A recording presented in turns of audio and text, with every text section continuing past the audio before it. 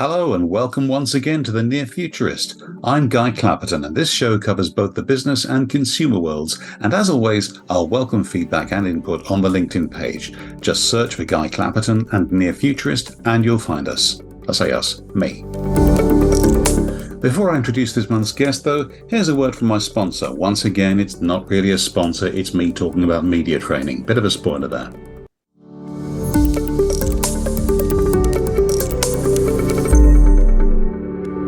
Or your clients want to sound as confident, clear and fluent in media interviews as the people in this podcast? Of course you do. My team and I can help.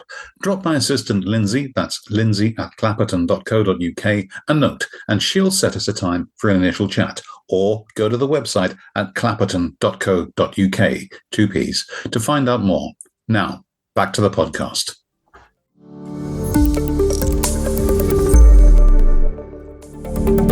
And if you've stuck with us through that, thank you. Now, if you're listening to this, you're using power. You're probably not even thinking about it. I'm recording as I speak, obviously using power, and will be uploading to servers that will also consume power for the process, the storage, and again, to get the podcast to you.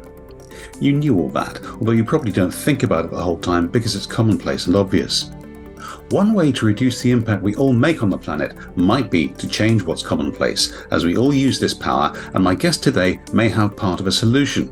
She's Chief Executive and co-founder of the market-leading SaaS, that's Software as a Service company, Electron. She's an internationally recognized expert on flexibility and low-carbon energy markets, starting her career in the early years of wind and solar installation. She formed Electron to mitigate network constraints and renewable curtailment, working to develop a more inclusive path to cheaper, cleaner energy. Using her experience across the energy sector, she currently sits on key advisory boards for Ofgem, the National Grid ESO, the Department of Energy and Future Clean Tech Architects. And basically, I'm sure she'll get the hang of it as we go along. Her name is Jo-Jo Hubbard. Jo-Jo, welcome. Thanks, Guy, very much for having me. What a mouthful. It's your career, entirely your fault. I blame you completely. But let's start with the basics. There was a fair bit of jargon in my intro. What is renewable curtailment, for example? So renewable curtailment is when we turn wind or solar generators off, essentially, or stop their ability to export the power they can generate to the grid. And it's one of the great kind of travesties that's ongoing in our energy system, that power is just this kind of wasted opportunity. And it's a wasted opportunity. You know, it was never really an issue when we got power from gas, because you can turn gas up when there's more demand and down when there's not demand. But because renewables like wind and solar are variable and weather driven, sometimes you have much more power at a time or location than you need. And the current approach is to curtail it or waste it. And so what companies like ours are trying to do with local energy markets is create the sort of awareness of that opportunity by time and location to use more power and get paid to use more power, because you're saving an energy generator from making a revenue loss, or a network operator or National Grid from paying someone to waste power. Okay, so we are actively turning power off that could be coming from a sustainable source, is what you're saying, just because it's not totally predictable, if I've understood that correctly. Is that correct? So the issue isn't that it's, well, so the issue is it's variable. So it might be predictable, but because it's variable, you're not choosing when you get that power. You're getting that power because it's windy or because it's sunny. So unlike gas, which you can kind of turn up or down to shape when people want to, when there's demand, with a renewable driven system, you need to match demand to supply, because you're not in control of when the wind blows or when the sun shines. So it's predictable but not controllable. I think that's an important distinction. Thank you very much. That. Thank you very much for that. That's very clear. Another thing that came up in the intro was the phrase inclusivity. Now that can be quite a buzzword. I can imagine people thinking, "Oh, good grief, he's gone all woke," and starting to complain already. But in this context, what does an inclusive path to cleaner and cheaper energy actually mean? And inclusive means we want everyone to be able to take part in it and benefit from it, not just to be inclusive and woke, but because that makes the whole system more cost effective for everyone. So if you've got a supply side driven energy industry, like because you can turn up and down gas, then not everyone can take part of it. Like not everyone owns generation. But when you've got a world in which the majority of your generation is variable and uncontrollable, it's the demand side that needs to match supply. And the more people who can shape their demand to match supply, who can use power when it's windy, when it's sunny, where it's windy, where it's sunny, and who can be kind of have that communicated to them through kind of technologies and smart technologies and price signals, the faster and the cheaper our transition to net zero, and the lower cost the system is for everyone, because we're wasting less renewables and we're building less pointless infrastructure just for the kind of deep peaks that might only be relevant for 20, 50 days a year. This sounds laudable, but how will you actually achieve any of this? So we achieve this by tying the value of generational consumption to the consumer with the value it's providing to the grid.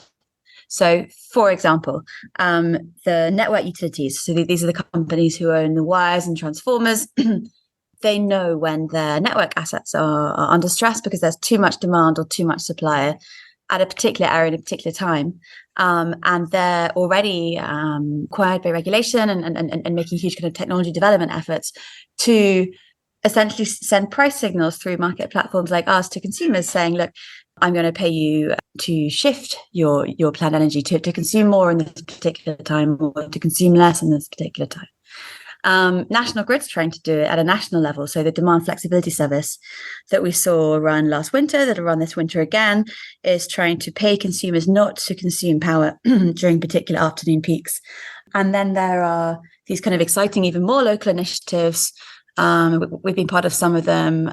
We call them like renewable curtailment markets that are monitoring when, let's say, a local wind farm is getting sent a signal saying you have to turn off now because there's no space in the local network to take your export. And we're sending those price signals to parties who are controlling consumer energy assets like OVOs or EDFs, for example, telling their consumers to charge their electric water heaters at that time or charge their batteries at that time, to basically suck more power out of the local grid and create space for those renewables to export power again. So it's kind of win-win-win, but we do it through price signals and through this kind of marketplace technology, and we can do it because of these controllable smart technologies that are arriving in consumer households. I made the mistake, obviously, of assuming that we were going to be talking about photovoltaics and solar panels at some stages. Is that part of your equation at all? It's not a mistake. I think this whole conversation started around peer-to-peer energy. And the general concept was that your neighbour's got excess solar and doesn't need it. And you could happily take that power at that time and you'd like to transact directly with them. So I think that peer-to-peer conversation, probably around 2018, 2019, I think really started this kind of conversation going amongst people who I'd been at dinner parties with before who never ever wanted me to speak about energy ever before, and they were saying, "Why can't I do this?" And we were saying, "Well, it's because the energy itself, the kind of electrons in itself, isn't the whole cake, essentially." So here's the analogy. Let's say you're trying to buy a cake, and your neighbor has excess flour. That's kind of how it works. The kind of neighbor excess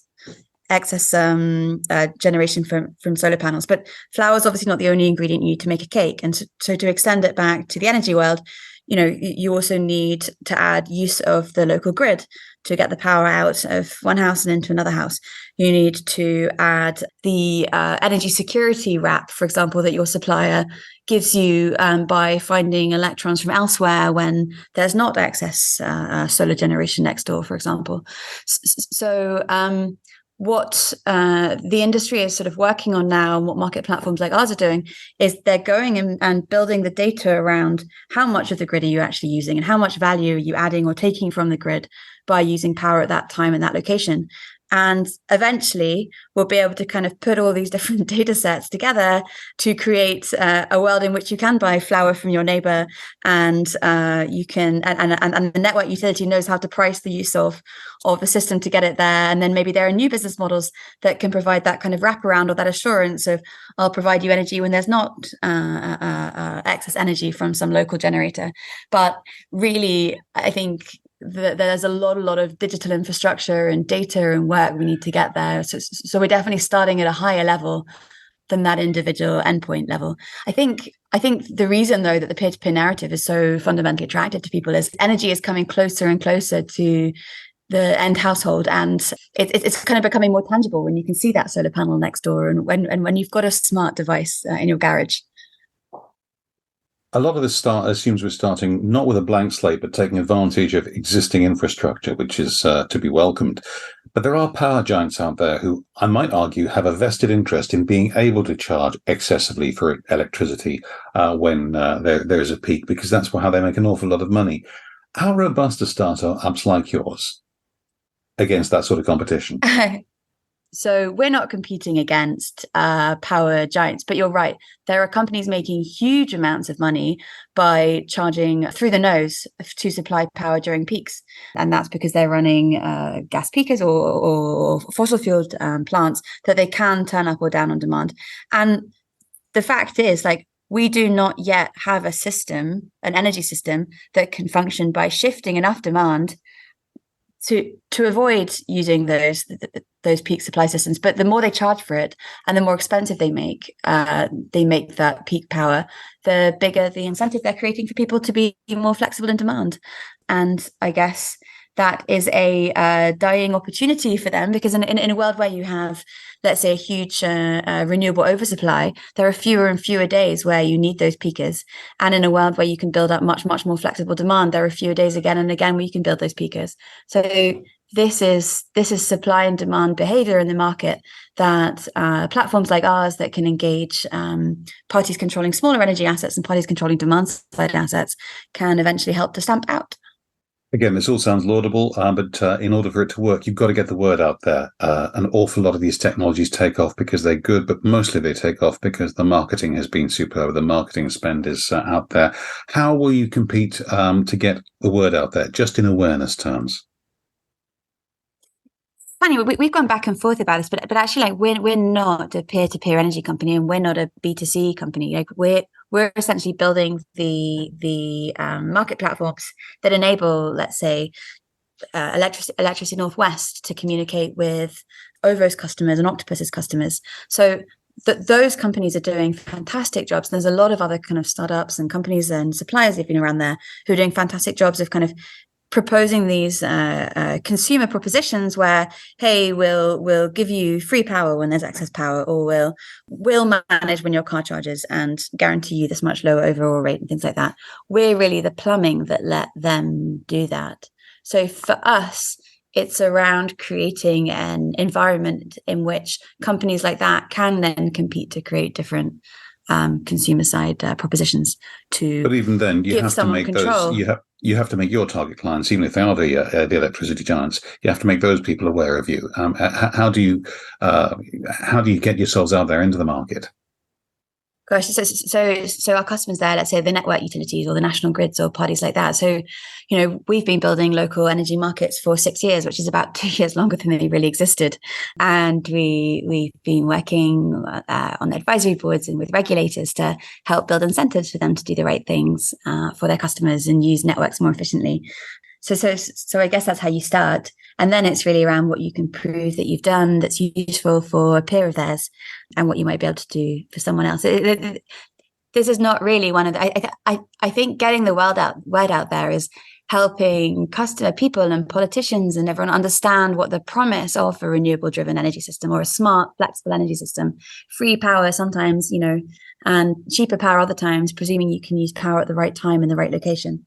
And kind of creating in a way that kind of consumer desire or regulatory push for these bigger utilities then to adopt platforms like ours that can make that happen.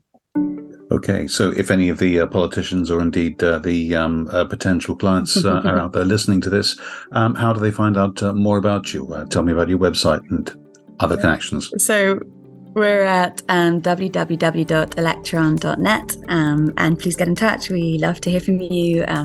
We love to hear from innovators in this space, from new business models. We're permanently kind of working to try and connect some of these new flexible energy providers or smart energy players to some of the kind of incumbent infrastructure. Jo-Jo Hubbard, thank you very much. Thanks, Guy. And thank you for listening. This has been The Near Futurist, a Clapperton media production, and I've been Guy Clapperton. See you in a month.